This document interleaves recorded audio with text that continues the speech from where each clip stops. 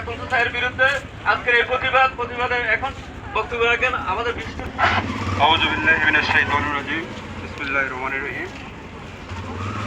আজকের এই প্রতিবাদ সমাবেশে সম্মানিত সাংবাদিক বন্ধুগণ, উপস্থিত এলাকার সম্মিলিত ব্যবসায়ীবর্গ, আসসালামু আলাইকুম ওয়া রাহমাতুল্লাহি ওয়া বারাকাতুহু।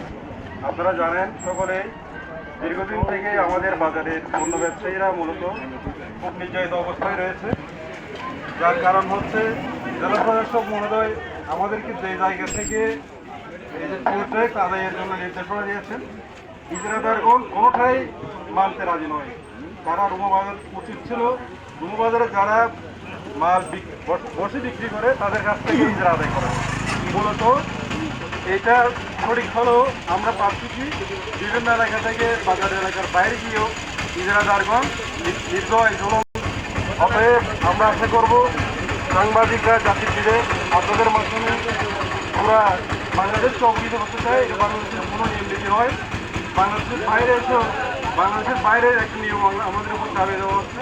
আমরা চাই সঠিক নিয়ম অনুযায়ী টোল ট্যাক্স আদায় করে দেশ এবং জাতিকে আমাদের জুলুমের হাত থেকে রক্ষা করে এই জাতিকে মুক্তি দেওয়া হোক। এই প্রত্যাশা রেখে সকলকে আহ্বান রেখে এই আন্দোলনের প্রতি সংগতি জানানোর জন্য আমি আমার বক্তব্য। আসসালামু আলাইকুম।